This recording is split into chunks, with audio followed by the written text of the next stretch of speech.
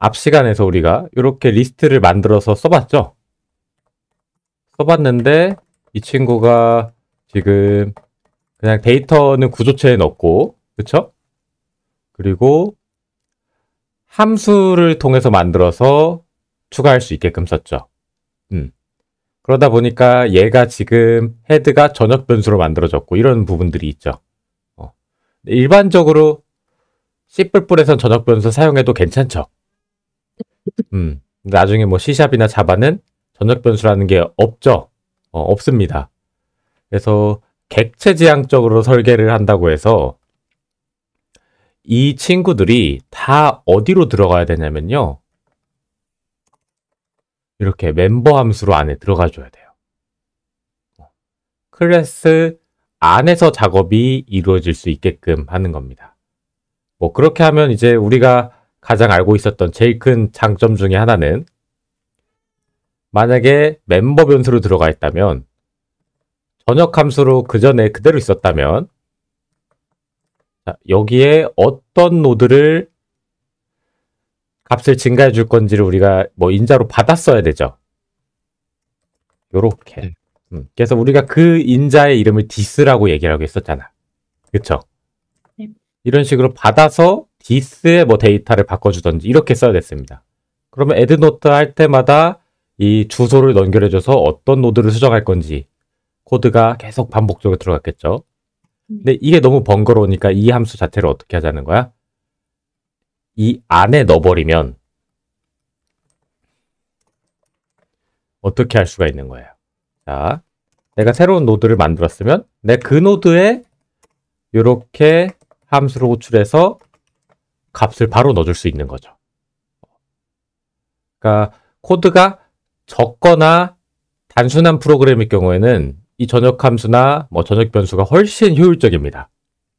근데 이제 우리가 이 자료 구조를 가지고 뭐 요거 딱 문제만 푸는 게 아니라 게임도 만들고 막 이런 큰 작업들을 이제 해줘야겠죠. 그래서 다 클래스 내부에다가 함수를 넣어서 멤버 함수로 옮겨서 작업을 합니다. 그거를 객체 지향 프로그래밍이라고 해요. 모든 걸 다 어떻게 이 뭐 클래스라는 거를 기반으로 객체를 만들어서 그 객체 단위로 연산하는 거예요. 이해되시죠? 근데 전역 함수가 들어간다는 건 뭐예요? 객체 단위를 벗어난 거죠. 그래서 이 친구 같은 경우는 뭐 C 언어에서 얘만 썼을 경우에는 뭐 절차 지향 얘기를 하기도 하고, 그럼 내가 이 절차 지향과 객체 지향 둘 다 쓸 수 있는 거 우린 뭐라 그래요? 절차 지향 플러스 객체 지향 멀티 패러다임이라고 합니다. 멀티 패러다임. 들어보셨을까요, 한번? 뭔가 들어본 거. 들어봤을 거예요. 그 학교에서 수업 시간 들으셨을 때 한번 들어보셨을 겁니다. 그래서 객체 지향 언어라고 치면요. 이렇게 막 나와요. 그래서 대표적으로 뭐가 나와요? 자바, C++. 자바, 뭐 C++, 뭐 등등 막 나오죠. 근데 이거는 C++이 객체 지향 언어이면서 동시에 또 뭐도 가능해. 절차 지향 언어도 사용이 가능하다는 거. 왜? C를 포함하고 있으니까. 그래서 C++은 멀티 패러다임 언어라고 한다. 나오죠. 멀티 패러다임 언어. 비안의 스트롭. 이분이 C++ 만든 사람이죠. C 언어랑 맞죠? 아직 살아계시대요. C++ 프로그래밍 언어. 자, 여기 C++ 들어가 있죠. 자, 그리고 그래서 이 친구를 이제 우리가 객체 지향으로 설정을 할 건데, 설정을 하기 전에 한 가지 조금 더 고려를 해야 될 거 있는 거예요. 일단 다 지우겠습니다. 노드를 클래스로 만들게요. 노드를 만드는데 이 링크드 리스트에 사용될 이 노드가 이 데이터가 인트 타입이죠, 지금은. 근데 만약에 캐릭터 타입이면 어떻게 해야 돼요?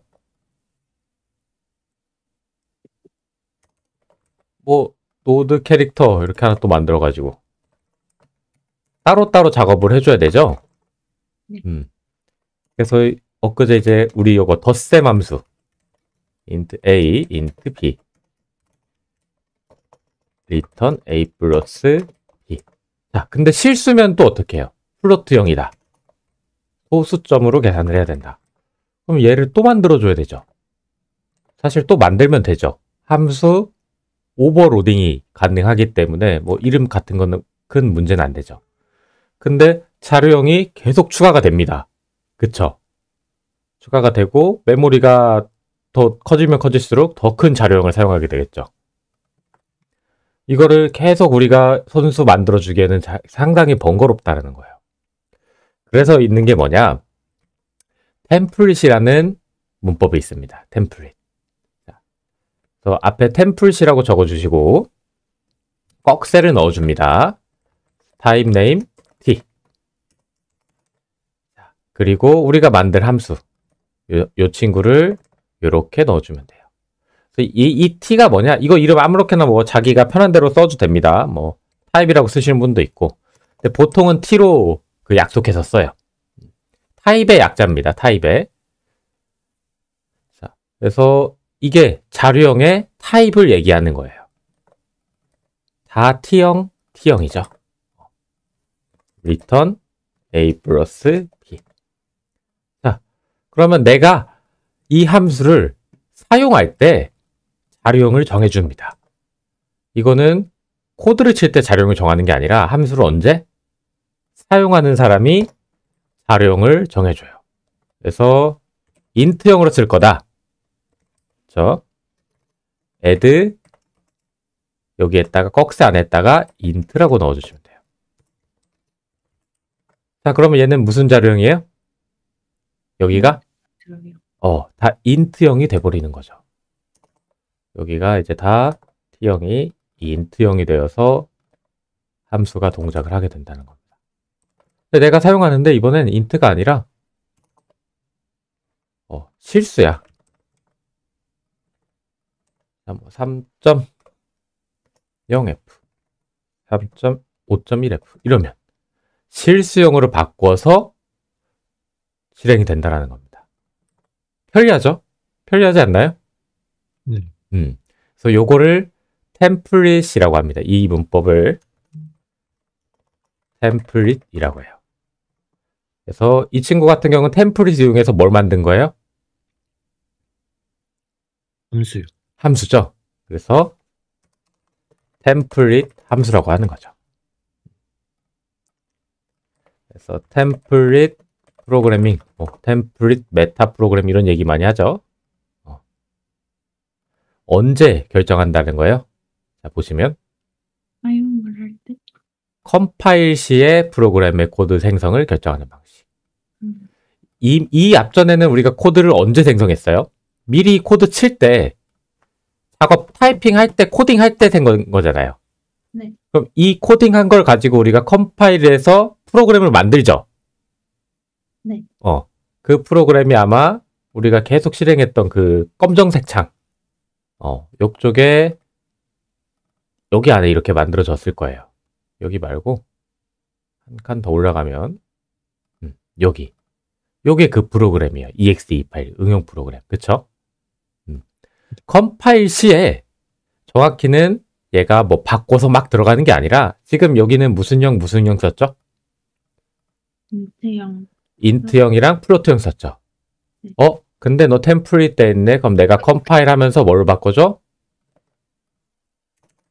얘를 지우고요. 이 코드가 그냥 사실상 생기는 겁니다. 코드를 대신 쳐주는 거야, 사실상. 자, 그러면 장점 있죠? 장점 뭐예요?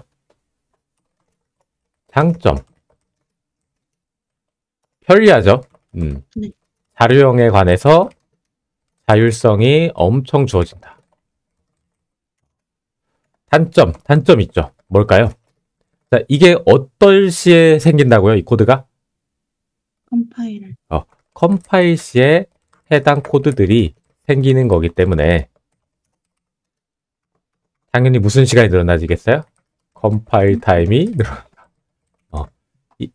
이게 장점, 단점처럼 보이긴 뭐 이게 그냥 큰 단점이야 이렇게 생각할 수 있잖아요. 사실 금방이잖아요. 근데 이거 써봤자. 그쵸? 근데 그 굉장히 코드가 많은 프로그램은 컴파일이 하루 걸려요. 하루. 컴파일이 하루 걸려버립니다. 하루.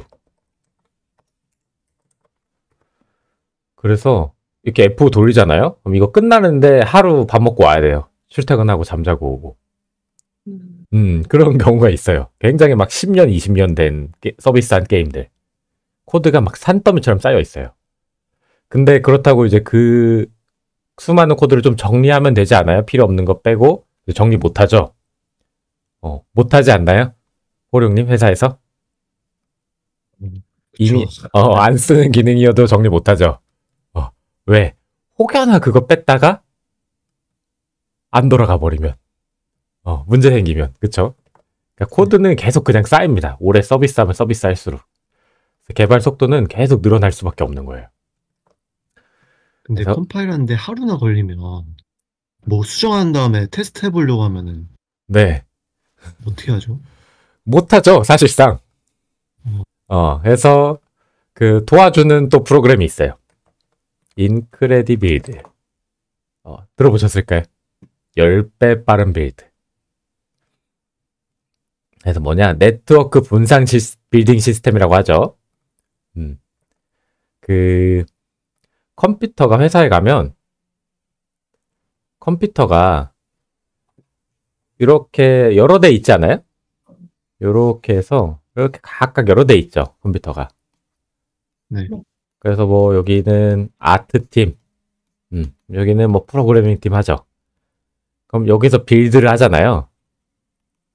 근데 하나의 코어는 한 개의 프로그램밖에 빌드를 못 해요. 그럼 내가 만약에 8코어다. 그럼 몇 개의 파일을 할 수 있는 거예요? 잘해야? 뭐 8개.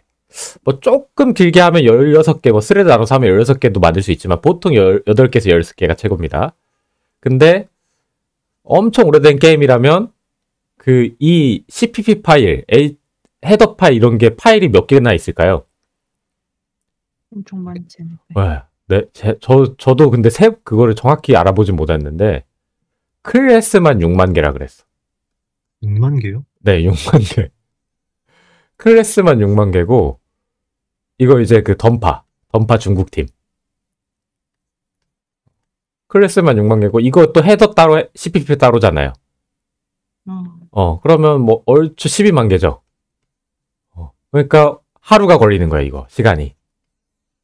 그래서 어떻게 하냐, 저 인크레디빌드라는 걸 구매를 하시면 여기서 이제 각각 놀고 있잖아. 얘 빌드하고 있을 때 이 컴퓨터로 하면 이 컴퓨터는 지금 빌드 안 하고 다른 작업하고 있죠. 네. 그러면 저 인크레디빌드라는 프로그램이 얘네들을 다 네트워크로 이렇게 엮어줍니다. 그래서 너 이거 안 하고 있네? 우리 지금 여기서 6만 개 해야 되는데 너가 이거 그럼 몇 개씩 해줘? 10,000개씩 나눠서 해줘. 그래서 얘를 대신 일시켜요. 엮어서. 일종의 랜덤팜처럼 지정하는 건가?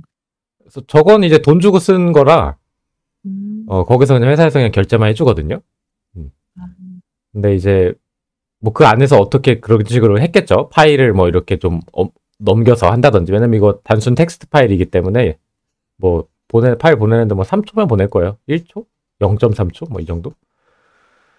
그래서 저거 이제 저런 거 인크레디빌드라고 합니다.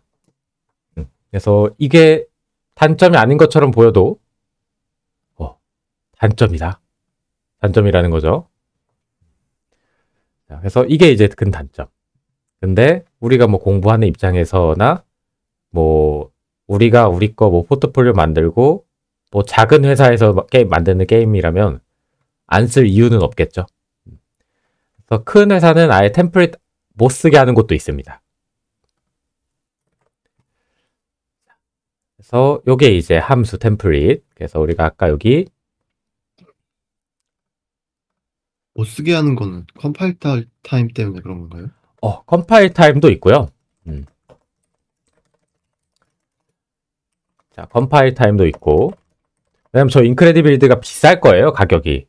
한 달에 몇백만 원씩 내야 될걸요? 컴퓨터 한 대당 100만 원인가? 뭐 이런 느낌? 그리고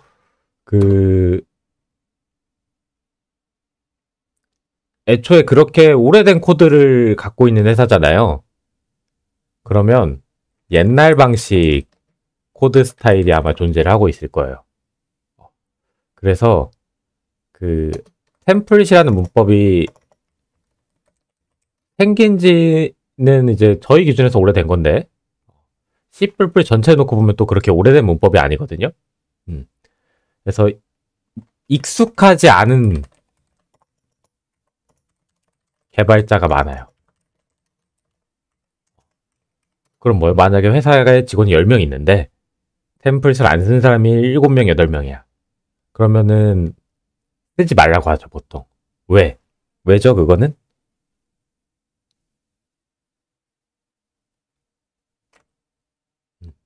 보기 좋은 코드가 안 되니까.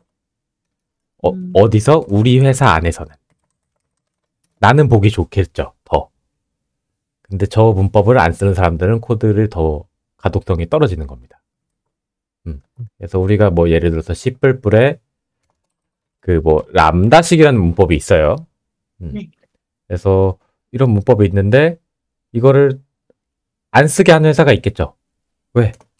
이게 사실은 그냥 뭐 함수인데 함수 포인터로 다 대체 가능하거든요. 그래서 이런 것만 썼던 회사들은 이런 거 들어오면 오히려 더 코드가 안 읽히는 거죠. 그래서 그 회사의 나이대, 뭐 구성원대 이런 것까지 감안해서 못 쓰게 하는 것도 있습니다.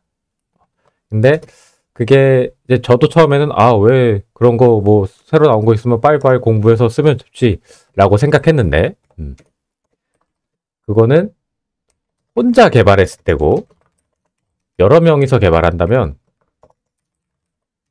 무조건 뭐다? 좋은 코드는 무조건까지는 아니야. 보기 좋은 코드. 요게 성립이 돼야 돼요. 그래서 그 클린 코드라는 책 아시나요? 클린 코드? 네. 들어보셨죠? 클린 코드. 저도 사서 읽어봤는데 조금 유명한 책이었어요. 이렇게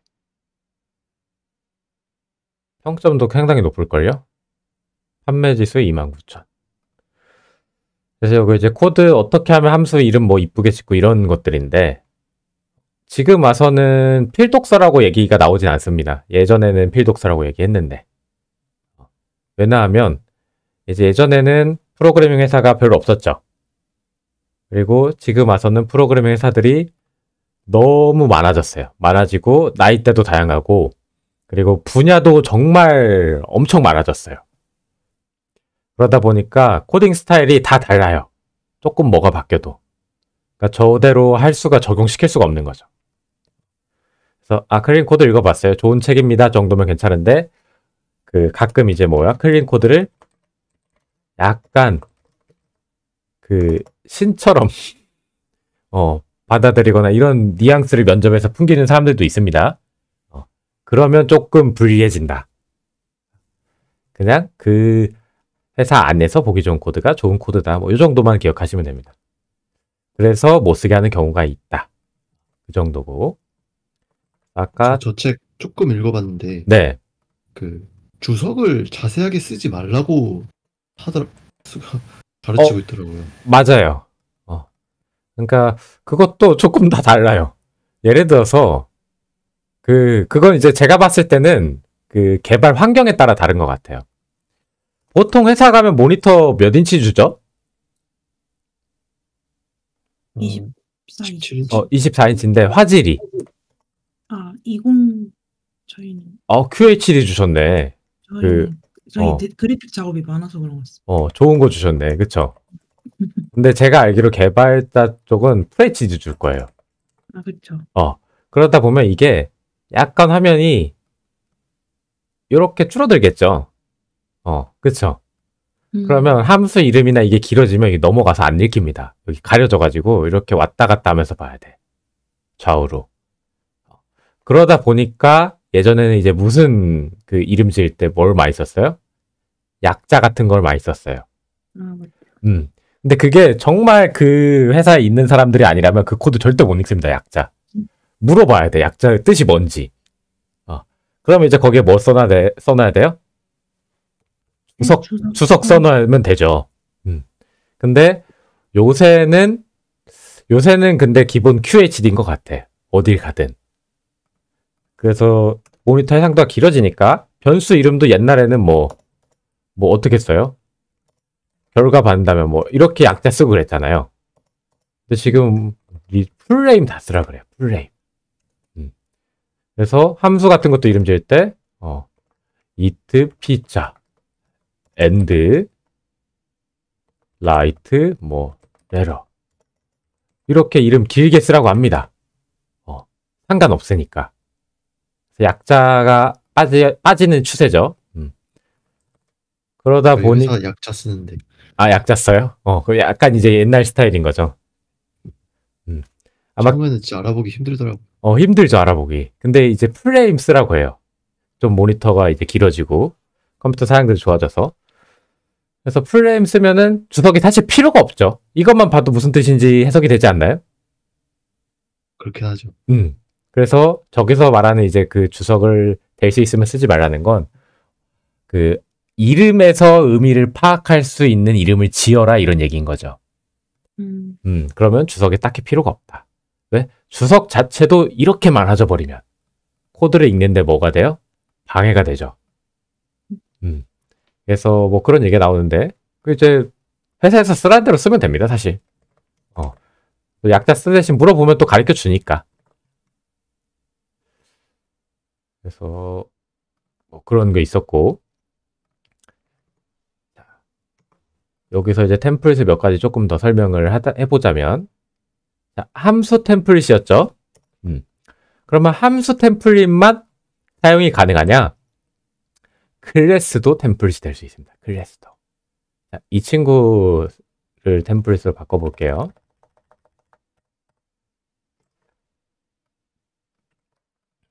자, 여기도 똑같이 위에 뭘 써줘요? 템플릿 타입 네임 T. 이건 이름 바꾸셔도 됩니다. 그래서 여기 이제 뭐가 T로 되면 돼요? 자료형이? 요 int가 자료형이 돼버리면 되지. 그러면 내가 노드를 만들 때 뭘 해주는 거예요? 노드를 만들 때 나 플로트형으로 만들 거야. 이렇게 정해서 쓰면 됩니다. 그럼 이 친구의 데이터는 무슨 값인 거예요? 마우스 가까이 대보세요. 무슨 형이죠? 플로트형이죠? 이렇게 플로트 넣어주면 되고. 근데 나 인트형으로 만들 거야, 클래스를. 그럼 뭐예요?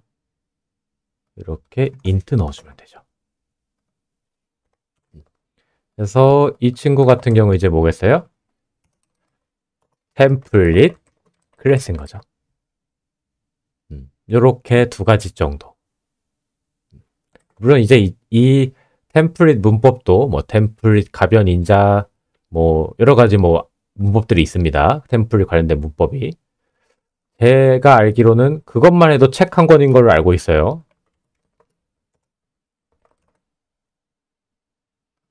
C++